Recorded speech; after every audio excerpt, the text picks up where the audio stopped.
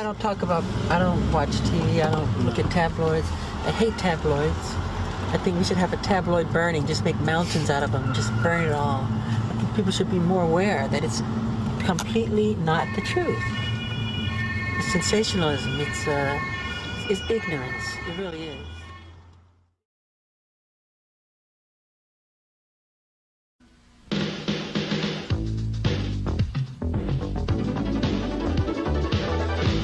Hi, I'm Matt Lauer for HBO Entertainment News. It wasn't long ago when the music of the Beatles raised a few eyebrows for its controversial use in a sneaker advertisement. But it wasn't Paul, George, Ringo, or the late John Lennon's estate that made the deal. Believe it or not, it was Michael Jackson.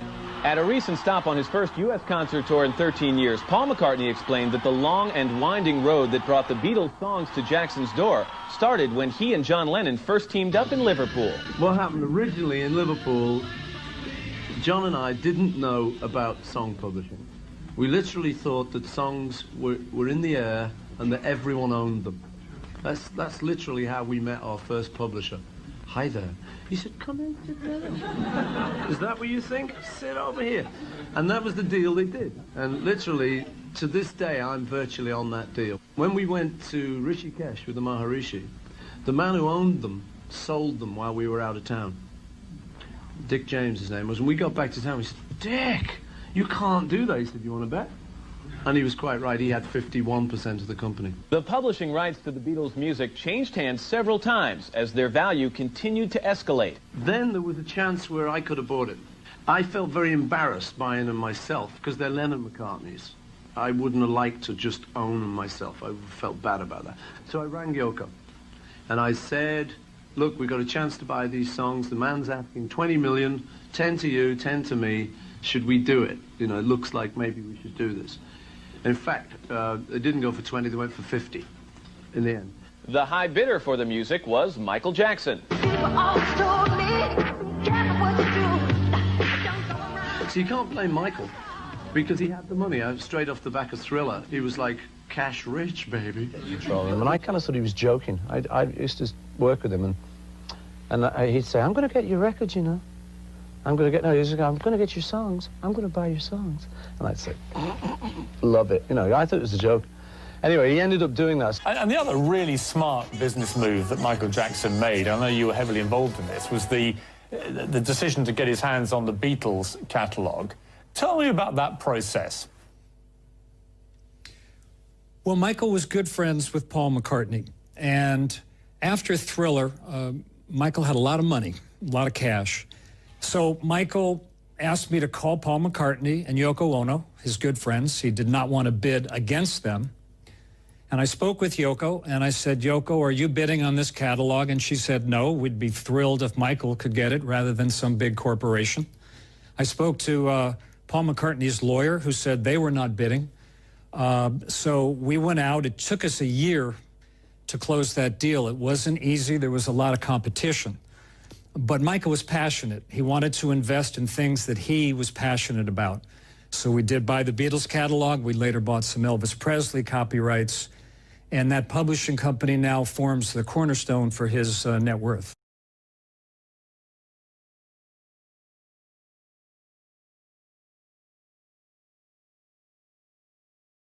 What would you say, what interests you most about life? What interests me most about life is learning. I think that's life, to want to grow and become more. And like you plant a seed and it grows into something beautiful. And it never dies, really. I think people should be that way. You know what, my favorite song on the album is Man in the Mirror. Oh yeah, I like that a lot. That's my favorite song. I tend to hold a feeling that no matter what you do in the world, it really has to start with you. It's my philosophy too. If you want to make the world a better place, take a look at yourself and then make a change. Is it hard to do? Yeah, well, people don't look at themselves honestly. They don't look at themselves and point the finger at them. It's always the other guy's fault or somebody else. You should change yourself. Look at yourself. Make better of yourself, you know? When you look in the mirror, are you happy with what you see? In what way? Just when you look there, in terms of that social philosophy.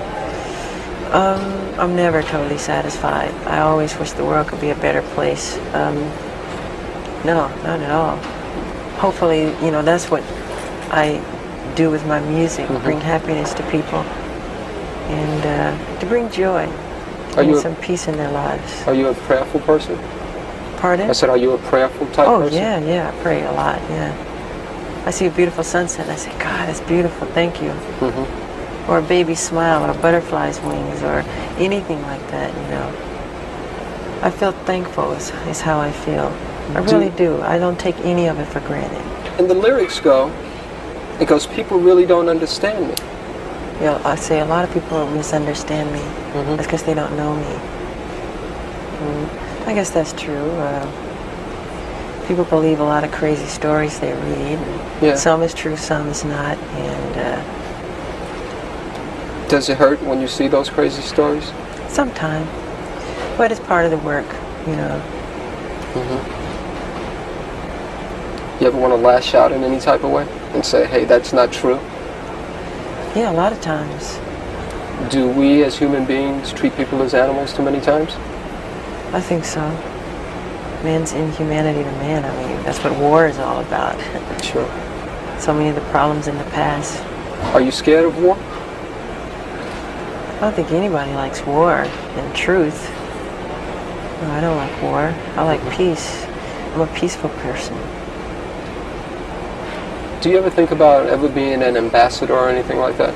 The fact that you're accepted around this whole world, you ever think about being some type of an ambassador? I feel I'm that already with my music and what I've done with music, because it breaks all barriers. I don't have to make a political statement. I do all of that with music. It breaks all language barriers and everything to all races of people. It goes all over the world. And it's fun to see kids from India or whatever country you name, you know, who know about the music.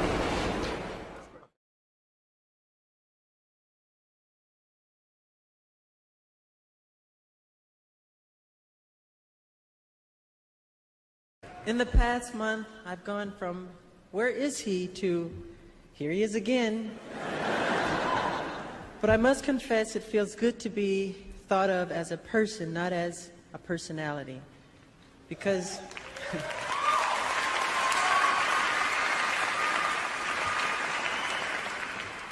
I don't read all the things written about me. I wasn't aware that the world thought I was so weird and bizarre. But when you grow up, as I did, in front of 100 million people since the age of 5, you're automatically different. The last few weeks, I have been cleansing myself, and it's been a rebirth for myself. It's like a cleansing spirit. I love you too. My childhood was completely taken away from me. There was no Christmas, there was no birthdays. It was not a normal childhood, no normal pleasures of childhood. Those were exchanged for hard work, struggle, and pain, and eventual material and professional success. But as an awful price, I cannot recreate that part of my life, nor would I change any part of my life. However, today, when I create my music, I feel like an instrument of nature. I wonder what delight nature must feel when we open our hearts and express our God-given talents. The sound of approval rolls across the universe, and the whole world abounds in magic. Wonder fills our hearts for what we have glimpsed for an instant, the playfulness of life. And that's why I love children and learn so much from being around them. I realize that many of our world's problems today, from the inner city crime to large-scale wars and terrorism and our overcrowded prisons, are a result of the fact that children have had their childhood stolen from them. The magic, the wonder, the mystery, and the innocence of a child's heart are the seeds of creativity that will heal the world. I really believe that.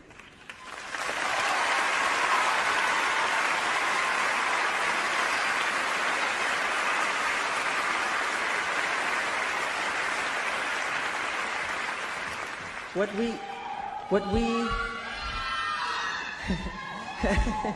I love you too. What we need to learn What we need to learn from children isn't childish. Being with them connects us to the deeper wisdom of life, which is ever present and only asked to be lived. They know the way to solutions that lie waiting to be recognized within our own hearts. Today, I would like to thank all the children of the world, including the sick and deprived. I am so sensitive to your pain.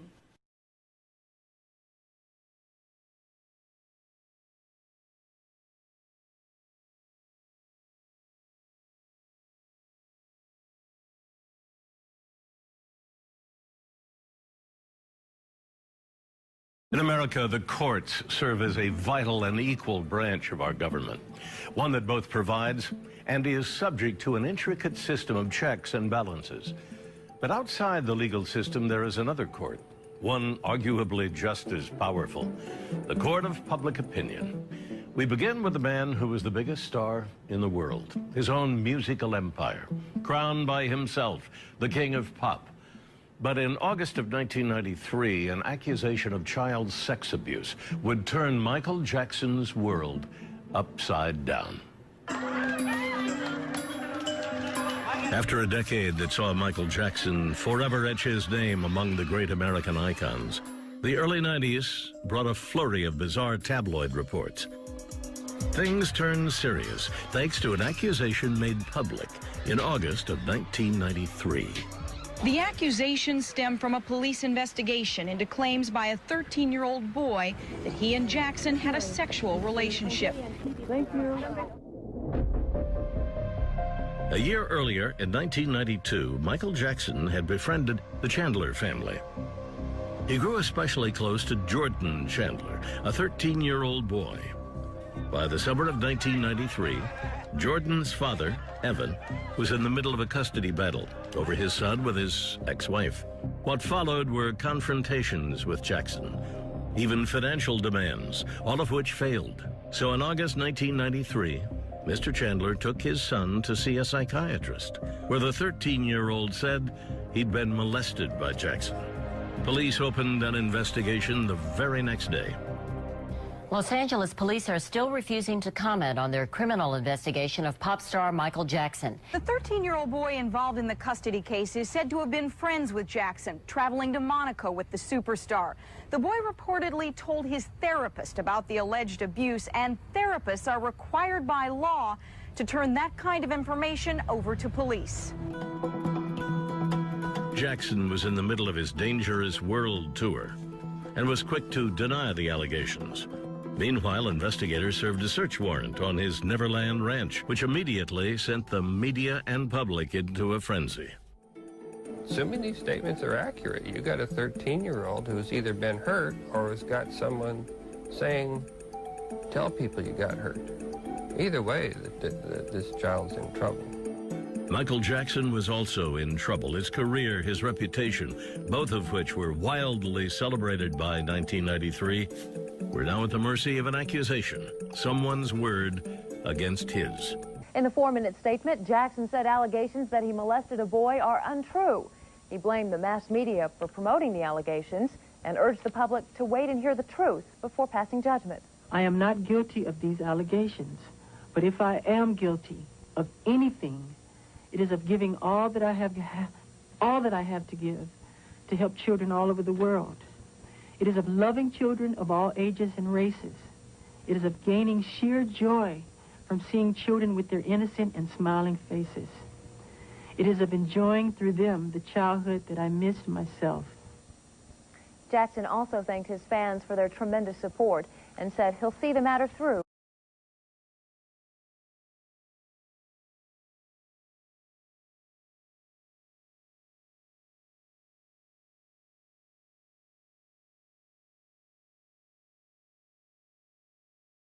Superstar Michael returned to the stage in Thailand after canceling 2 earlier shows, reportedly because of dehydration. The pop star is under a sex abuse investigation involving a 13-year-old boy. But locally, many fans are skeptical. They're just trying to destroy his character, I think. Just make him look bad. They know he's popular, he got a lot of money. Ain't nothing but a big fad or something. And today, Michael Jackson's attorney specifically accused the father of the boy in the case of trying to get Jackson involved in a business deal and that if Jackson didn't go along, abuse allegations would be reported.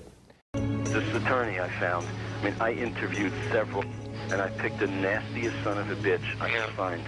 Once I make that phone call, this guy is just going to destroy everybody in sight. Any devious, nasty, cruel way that he can do it. And I've given him full authority to do that. There'll be a massacre if I don't get what I want. If I don't get what I want. I don't get what I want. CBS News has obtained a taped phone conversation. The voices are purportedly the father of the 13-year-old boy who is accusing Michael Jackson of molesting him and the boy's stepfather. The conversation was taped in July before the police began their investigation. This man is going to be humiliated beyond belief. He will not believe it. He will not believe what's going to happen to him. It's beyond his worst nightmares. So one more record. If I go through with this, I win big time. I will get everything I want. They will be destroyed forever. From the beginning, Jackson's private investigator said the accusations were brought about by a failed extortion attempt and says the taped conversation reinforces that. It spells out everything to me that this was an extortion attempt from the very beginning. It was all planned. As Michael Jackson tried to forget his troubles by hosting inner-city children at his ranch last weekend, his attorneys were busy trying to keep the singer out of court. Sources say Jackson and the teenage boy who accused him of sexual molestation are close to reaching a settlement. One source in the Jackson camp saying they want the case to go away because of the bad publicity. Estimates are Jackson will pay the boy anywhere from $5 to $20 million to make that happen. Don't treat me like a criminal, because I am innocent. If the settlement is finalized, Jackson will not admit any guilt, and it's unclear what effect it will have on the criminal investigation. The boy does not have the ability to stop criminal charges from being filed, but he can refuse to testify, and the DA would be helpless. It's hush money. It's go-away money. Attorney Joel Isaacson says that would end the case. It causes tremendous problems. I don't even know if they would proceed just on what this child told his father or mother or psychologist at the time. It's pretty weak. Right now, the boy's attorney, Larry Feldman, plus Jackson's two main lawyers are saying the same thing. No comment, but they are expected to make an announcement in court tomorrow. All along, Jackson has maintained the allegations were just an extortion attempt by the boy's father. But coincidentally, one day before a possible settlement, the DA's office announced there was no extortion. Jackson's people originally said the boy's father wanted $20 million not to file criminal charges. They called that extortion. The DA said it was just negotiations. That it's not a crime for attorneys or people to try and settle a civil action. The law actually favors trying to settle actions without going to court. And the final settlement may come tomorrow, but it remains to be seen if that will put an end to the entire case. David Goldstein, Channel 9 News. It's going to be news. The attorney for the 14-year-old boy and for Michael Jackson arrived in court to say it's all over. After meeting with the judge behind closed doors, they announced a settlement of the civil case. The boy's lawyer saying his client wanted to get it over with. He has gained peace. He gets to go on today, and hopefully everybody will leave him alone, and he will get to repair some very, very deep wounds. The boy had accused Jackson of sexual molestation back in August. Sources say negotiations for a settlement began heating up just over a week ago, prompted by Jackson's scheduled deposition in the case, where he would have to testify under oath. No dollar figures have been disclosed, but the settlement is estimated to be in the range of $20 million. Jackson's attorneys also say the singer wanted to get it over with, and the payoff is not an admission of guilt. He is an innocent man who does not intend to have his career and his life destroyed by rumors and innuendos.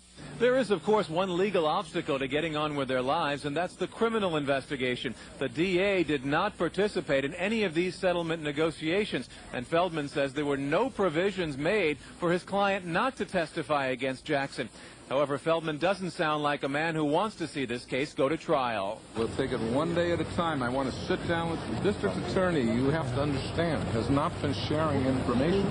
I don't know where the district attorney is. DA Gil Garcetti said the probe of Jackson is ongoing. It will not be affected by the settlement, he says, and he believes the boy will be allowed to testify. But after a multi-million-dollar settlement, there are no guarantees. Many attorneys, like Danny Davis, have questions. Is this buying off criminal prosecution? And that's the risk in the criminal case, is that it's almost forcing their hand to prosecute, to make clear they are not being bought off. But right now, there are no decisions on the criminal case, just Jackson's money putting an end to one potential problem and hoping the other will go away with it.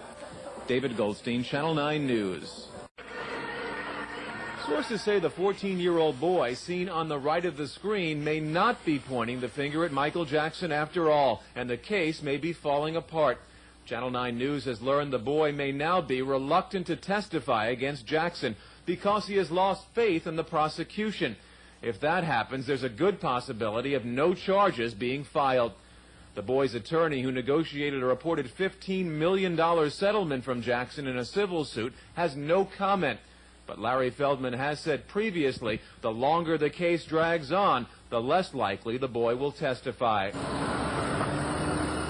Meanwhile, Michael Jackson's mother came to court in a stretch limo to testify before the grand jury. Katherine Jackson, in the blue dress, answered questions in front of the secret panel for a little over an hour. When she emerged, Mrs. Jackson wouldn't answer any questions, only saying she believes in Michael. I'd just like to say before I went in, I was sure my son's innocent. And now that I've finished and completed my testimony, I still feel the same way.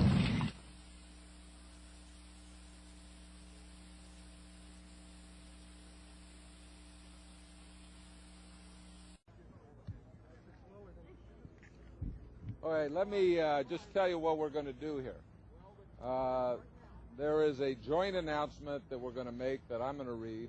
And I think Mr. Cochran wants to say something, or Mr. Weitzman, and then I will respond to your questions that you might have after they get done with whatever statement they want to make.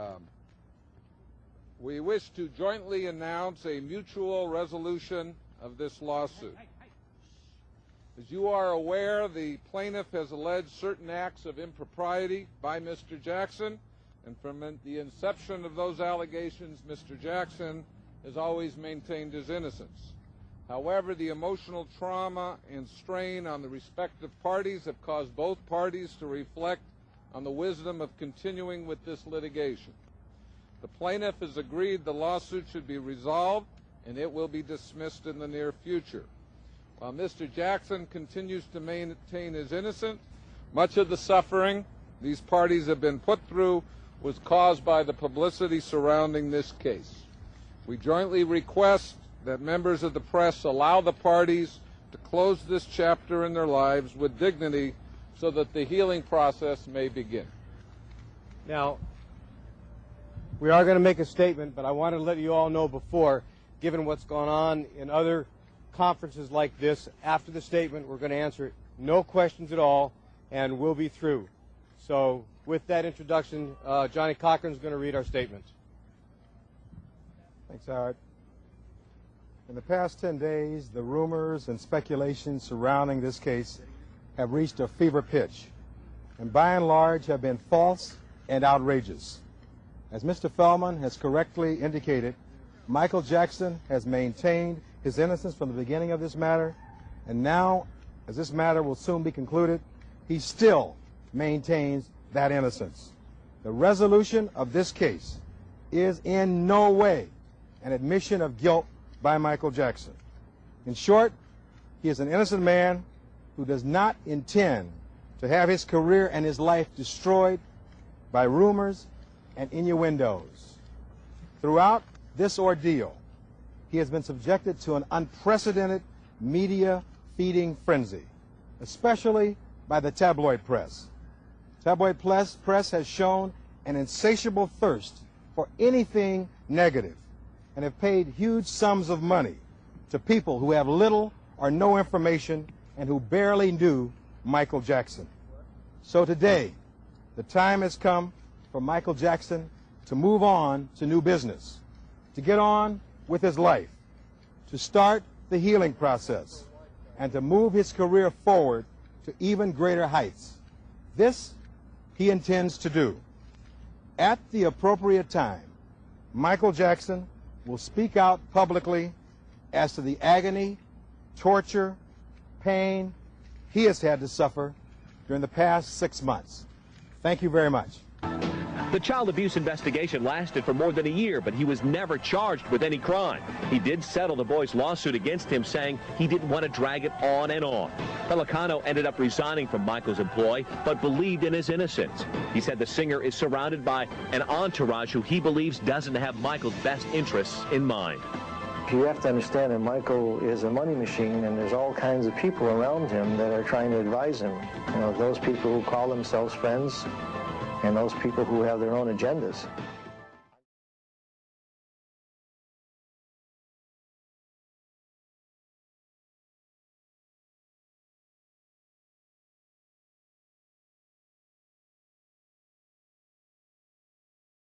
Somebody's lied.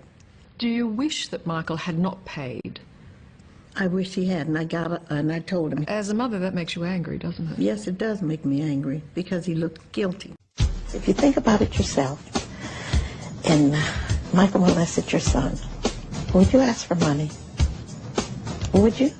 No, you wouldn't ask. If Michael molested your child, you wouldn't ask for money. But you would do, the first thing a man would do is beat the heck out of him and then call the cops. You're after money, you've said it here, get out of my life. Now, if this really went on, do you think a father would accept money, that would make it okay, that would make everything all right? I mean, it doesn't make any sense. I know that if that were my son, I'm sorry. I don't care if you gave me $1 billion. I want to see you either behind bars or dead for the rest of your life for doing that to my son or my daughter. It's crazy. The guy was after money is what he wanted. That attorney Howard Weitzman settlement in 1993 with Michael Jackson, and when Michael Jackson paid a reported $20 million to Chandler, it was, to me, the worst settlement in legal history. And yes, I understand. It seems like it was a bad decision, and it in the court of the public, this is why people still think he was guilty. And I think we have to explain to people that that was not his idea. Yeah, what a lot of people don't realize about that settlement is that, from what I understand, Michael Jackson did not want to make that settlement, that somehow he was convinced to do it by the attorneys that you mentioned. That's what he told me. And Randy Jackson, his brother, who I had lunch with in San Francisco a few months ago, told me that that attorney Johnny Cochran wanted to try the case, but that Mr. Weitzman wanted to settle it. That's what he told me. Oh, Mr. Weitzman says that he was against the settlement. I don't believe that for a second. I've said that repeatedly. His signature is on the document. It's on the Internet. And if you look at David Guest's wonderful documentary, Michael Jackson, The Life of an Icon, you'll see Weitzman right at the press conference to announce the settlement. So I don't believe, and you know, the information given to me was that he was the one that was the most, as far as the lawyers went, he was really pushing for that settlement. If you read Randall Sullivan's book Untouchable, he says words to that effect as well. So I just think it was the worst settlement ever.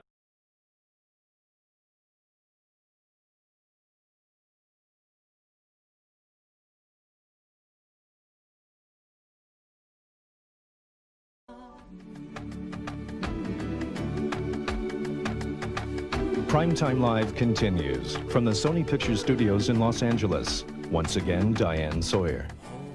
And with me, of course, Michael Jackson and Lisa Marie Presley. Welcome to Primetime. Glad you're here. I want to ask a few things about the charges, but first I want to establish for the viewers here, there are no ground rules. You have said to me you are not afraid of any questions. So I wanted that understood by everybody before we proceed. I think I want to begin by making sure that the terms are clear. You have said that you would never harm a child. I want to be specific as I can. Did you ever, as this young boy said you did you ever sexually engage, fondle, have sexual contact with this child or any other child? Never, ever. I could never harm a child or anyone. It's not in my heart. It's not who I am. And it's not what I'm not even interested in that. And what do you think should be done to someone who does that? To someone who does that, what I think it should be done, gee, I think they need help in some kind of way, you know? How about the police photographs, though? How was there enough information from this boy about those kinds of things? The police photographs that they took of me. Yes. There was nothing that matched me to those charges. There was nothing. There was nothing that concurred. That's why I'm sitting here talking to you nothing. today. There was not one iota of information that was found that could connect me. So when we've heard these that there was charges. a marking Nothing. of some kind. No markings. No markings. No. The Why whole did thing you is a settle lie. the case then? Why did you settle the case? And it looks to everyone as if you paid a huge amount of money. Most of that's to get folklore. silence. I talked to my lawyers and I said, can you guarantee me that justice will prevail? And they said, Michael, we cannot guarantee you that a judge or a jury will do anything. And with that, I was like catatonic. I was outraged. How much money Totally was it? outraged. The idea is just isn't fair, what they put me through, because there wasn't one piece of information that says I did that. And anyway, they turned my room upside down, went through all my books, all my videotapes, all my private things, and they found nothing that can say Michael Jackson did this. Nothing. But let me ask you to a this couple day, of questions. nothing. Still nothing. Let me ask you a couple. Nothing. Nothing. I got nothing. I can hear out in the country people saying, and you've been cleared of all the charges, we want to make that clear. People saying, look, here is a man who is surrounded by things that children love. Here is a man who's been an inordinate amount of time with these young boys. That's right.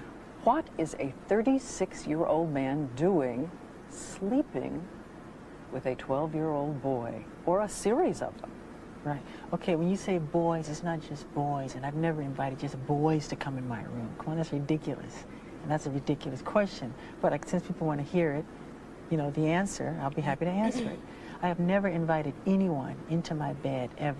Children love me, I love them. They follow me, they want to be with me. I just wonder, is it over? You're going to make sure it doesn't happen again. I think this is really the key thing people want to know, that there are not going to be more of these sleepovers in which people have to wonder. Nobody wonders when kids sleep over at my house. But Nobody are they wonders. over? Are you going to watch out for it now? Watch out for just what? for the sake of the children and for No, everything because you've been through? it's all moral and it's all pure. I don't even think that way. It's not what's in my heart. So you'll I would do it never, again? ever. Do what again? I mean, you'll have a child Of sleeping course. over. If they want. It's on the level of purity and love and just innocence, complete innocence. If you're talking about sex, and that's a nut. That's not me. Go to the guy down the street, because it's not Michael Jackson. It's not what I'm interested in. Live from the Sony Pictures Studios in Los Angeles. Once again, Diane Sawyer. As we said, Elizabeth Taylor is going to talk a little bit about when she came to see you in the middle of this, what she called agony. And one of the things I think she was so angry about with us was that she said people always talk about one side of a person, they never give them credit for their accomplishments, That's right. particularly what they give to children and the money you give to children. That's how it starts.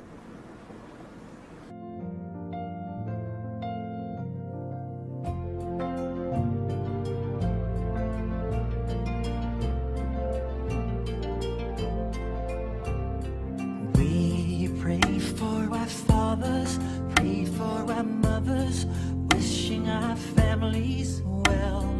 We sing songs for the wishing of those who are kissing, but not for the missing. So this one's for all the lost children. This one's for all the lost children. This one's for all the lost children. Wishing them well and wishing them home.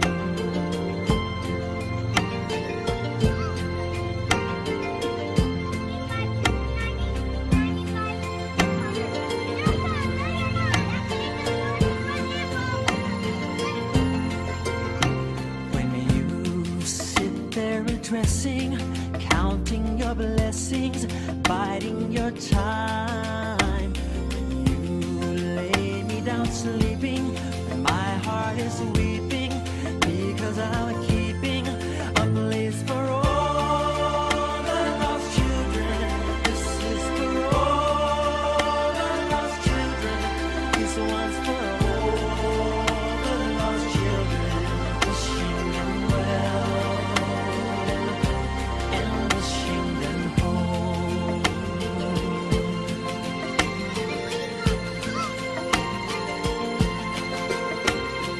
Home with their fathers, snug, close, warm, loving their mothers.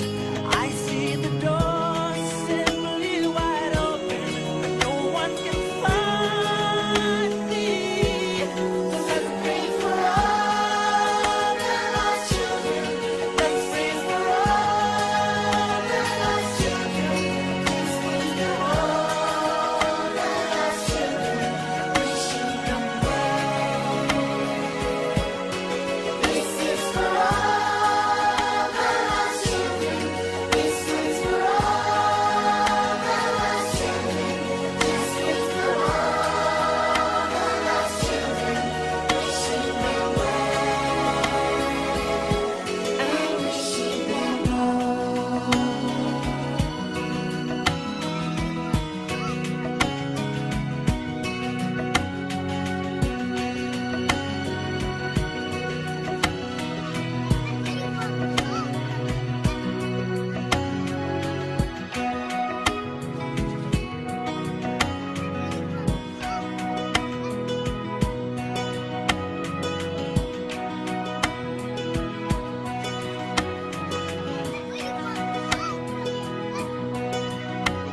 What I usually do on my off days, I do as many hospitals as I do concerts. I do as many orphanages as I do concerts. But because it's good news, the press don't cover it. They want bad news. But I do it from my heart. I don't do it to wave a flag and say, look at me. We bring bags of toys and posters and albums, and you should see how it transforms these kids. They jump up and down, and they're so happy.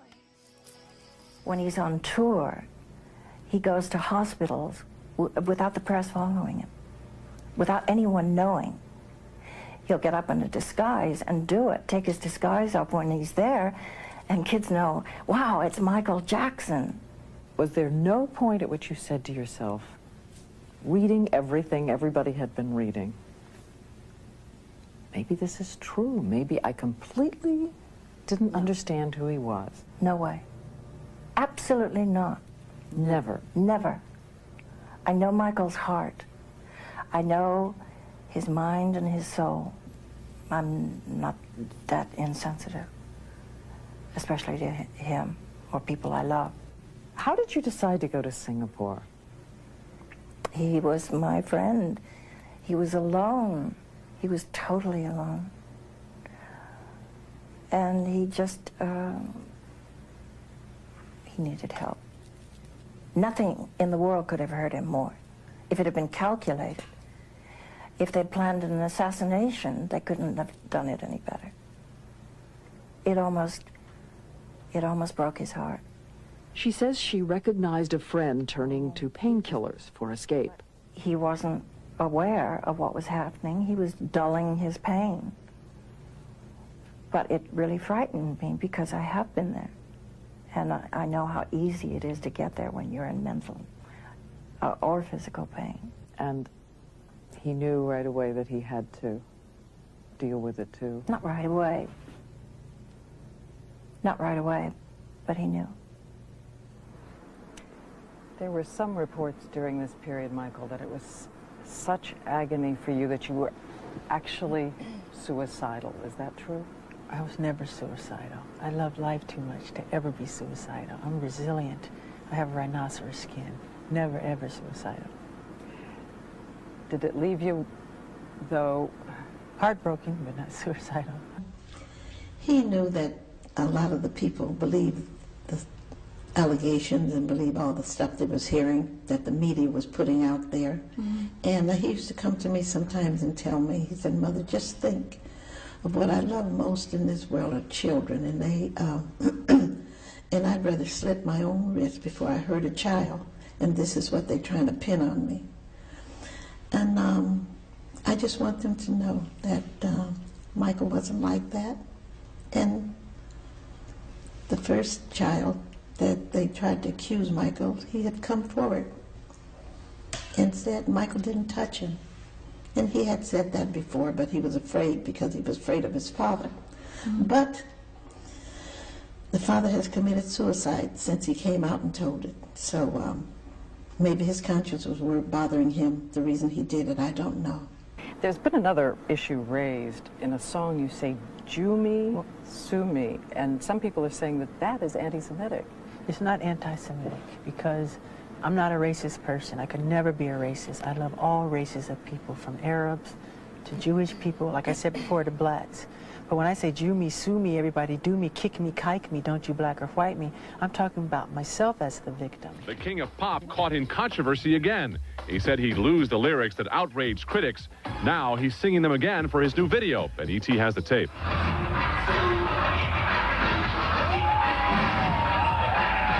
Jackson promised several months ago to revise the lyrics to his song, "They Don't Care About Us," lyrics many called anti-Semitic. Jackson's in Brazil now, shooting the video for the song, and Entertainment Tonight has learned he is still using the controversial lyrics. He was in Brazil to shoot the music video for his song, "They Don't Care About Us." Last year, he angered Jewish groups when he sang these words.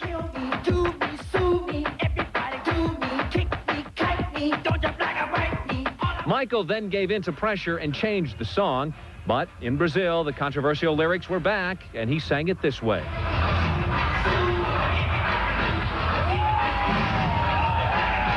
We showed footage of the video shoot to Rabbi Marvin Heyer, an activist for Jewish causes, who was outraged because last June, Jackson sent him a letter of apology for singing those lyrics. I'm shocked. Jew me, sue me, kick me, kike me. Those are the words that he told us that he would never use again. Now, I have a CD that he sent me with the words eliminated. Why couldn't he do the same thing in Brazil? Last year, Michael said the intention of the song was to say no to racism, anti-Semitism, and stereotyping, but he did change the lyrics. Prior to shooting, we asked director Spike Lee which version he would sing. You have to ask Michael. I don't know. I just work for him. But by singing words that angered so many people, Michael is sure to enter another firestorm. His spokesman, Bob Jones, says it's his superstardom that makes him a target. The bigger he has gotten, the bigger the shots. And of course, as I said, when Christ did things to free the oppressed people, and they tried to destroy him also.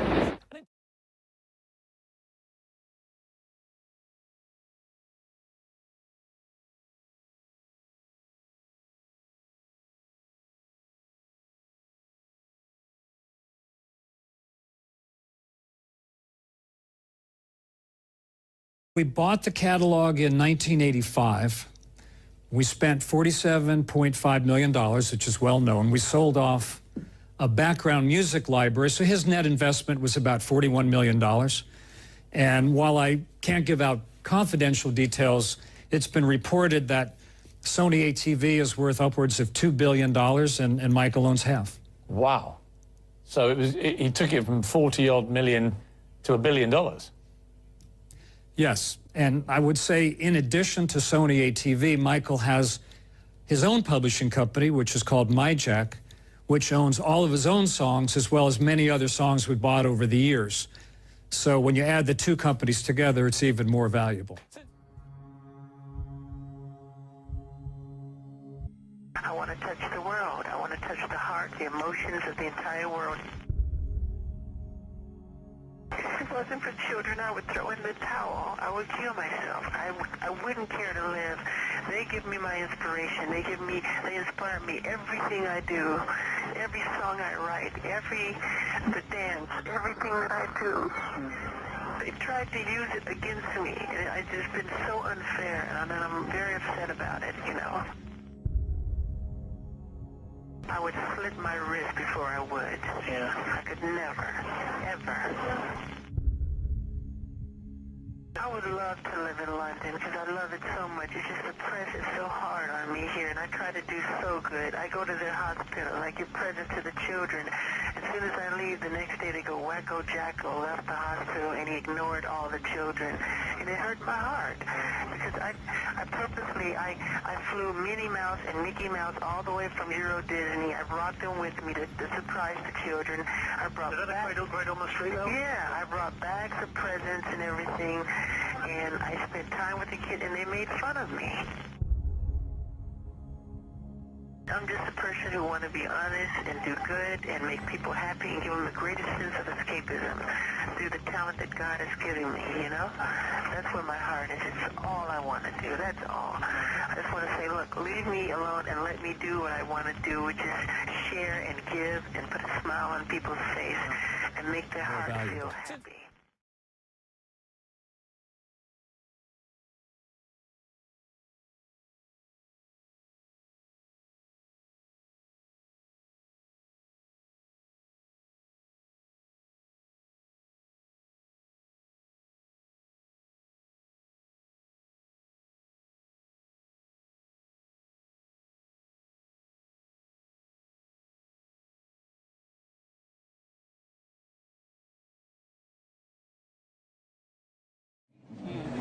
And I just need you to know that this is very important, what we're fighting for. Because I'm tired, I'm really, really tired of the manipulation. I'm tired of how the press is manipulating everything that's been happening in this situation. They do not tell the truth, they're liars.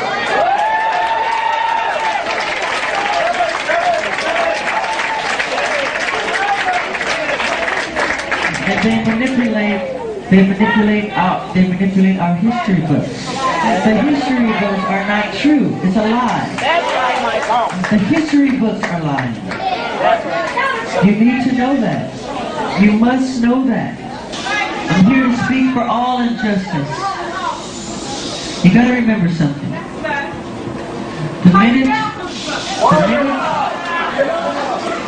The minute I started breaking the all-time record in record sales, I broke Elvis's records.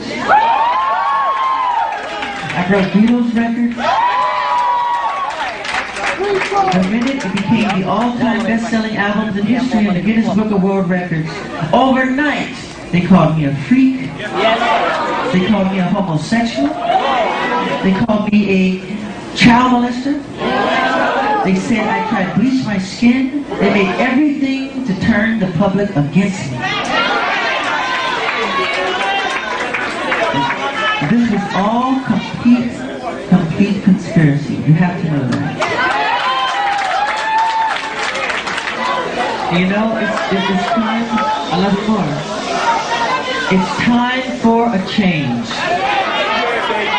And let's not leave this building and forget what has been said. Put it into your heart. Put it into your subconscious mind. And let's do something about it. We have to. We have to. Because it's been a long, long time coming. And a change has got to come.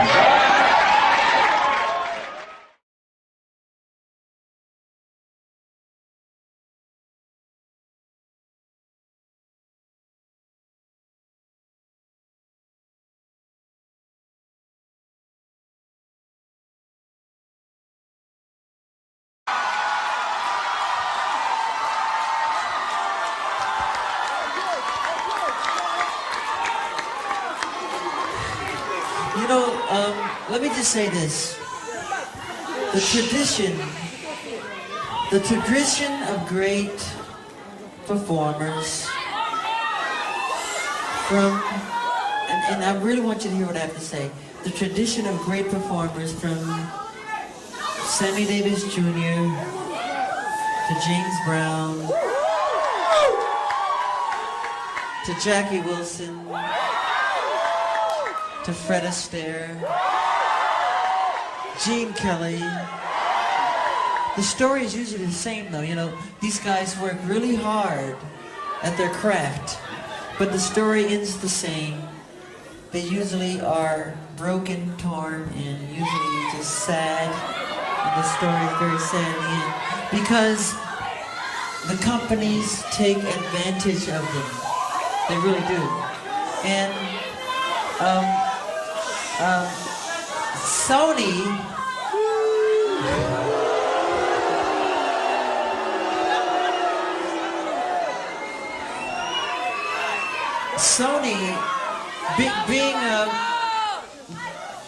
being the artist that I am, at Sony, I've generated several $1 billion for Sony, several billion, and they really thought that my mind is always on music and dancing, and it usually is, but they never thought that this performer, myself, would outthink them. Yeah.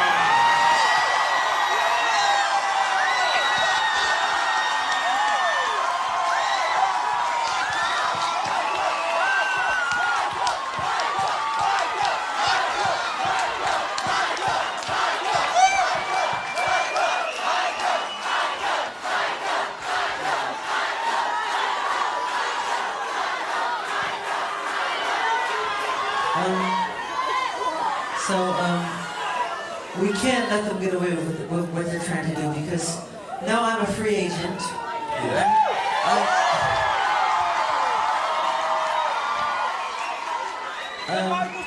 I just owe Sony one more album. It's just a box set, really. It's with 2 new songs, which I've written ages ago. Because every album that I record, I write, like, literally, I'm telling you the truth, I write at least 120 songs every album I do. So I can do the box set and just give them any 2 songs. So I'm leaving Sony a free agent.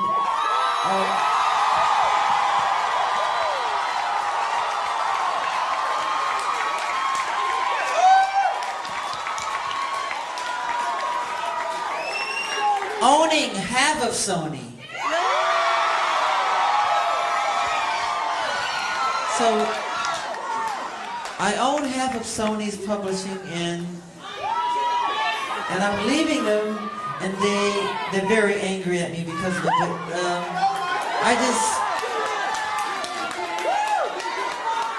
I just did good business, you know.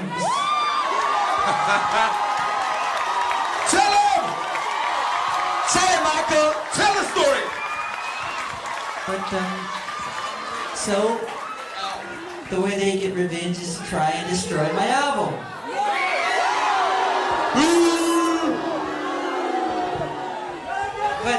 But I've always said, you know, good art never dies.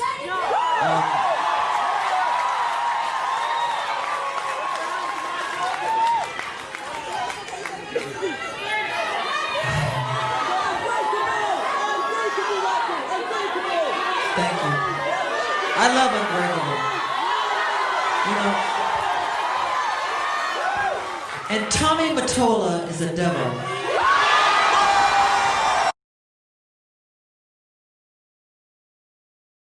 It was ironic, the night that Michael performed for the Democratic Party, I had come by to see Michael's performance. I was leaving, and it was then that one of his bodyguards said, "Michael wants to see you." And I said, "All right, well, tell him I got a speaking engagement. I can't stay for the rest of the show." He said, "Meet us at the Palace Hotel," and he gave us the room number. And I went to see him that night at 11 o'clock, and that's when he started telling me that he felt they were trying to take his catalog, and he needed my help and all of that. And I told him, I said, "Well, it's funny you said that, because in 3 weeks, we're having a seminar on are they treating blacks fair in the music business. Johnny Cochran, who's your lawyer, and I, at the House of Justice, my headquarters. He says, "I'll be there, get there." I said, "Okay," and I said, "Michael will be there." And it was going to be that Monday, 3 weeks. That Friday, before that Monday, I answered my phone. I said, "Hello," and it was Michael. Michael said, "Sharpton." That's how he used to talk. "Sharpton." I said, "Hey, Michael, how you doing?" He says, "Where's the seminar?" I said, "I told you it's at the House of Justice, all that on Monday." He says, "Monday, I'm here." I said, you're here? He says, yeah. And he was staying here in Manhattan. So I said, well, if you're here, I know you get up in the afternoon, but we have a rally every Saturday morning, and da-da-da. You should come by and do the broadcast. I'm coming. I said, yeah, right. Now, because Michael, like most entertainers, get up about noon. 9:30 next morning, big limousine pulled up, and he was there. And that was the day he took the picture. He did the rally and stayed over and went and came to the seminar that Monday. Can you give us just...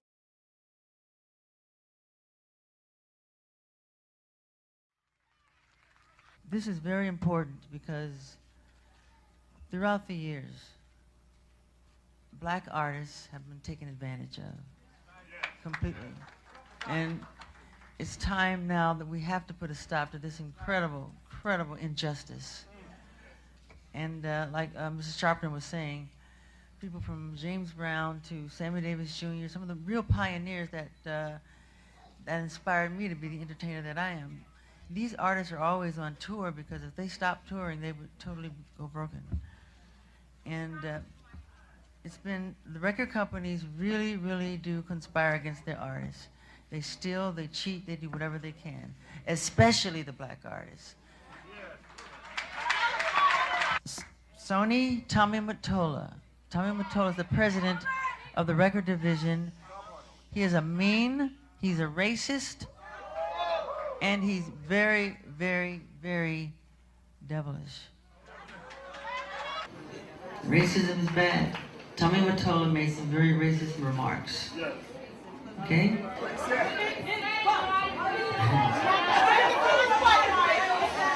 you told him already? He, you want to say it? Well, what he said was to one of the artists who work at Sony, he called him a fat black nigger. And I can't deal with that, you know, it's wrong. Into this way, and whoever else, artists that are on their label that are being sucks, Sony sucks, Sony sucks. I want to hear the guys in the back.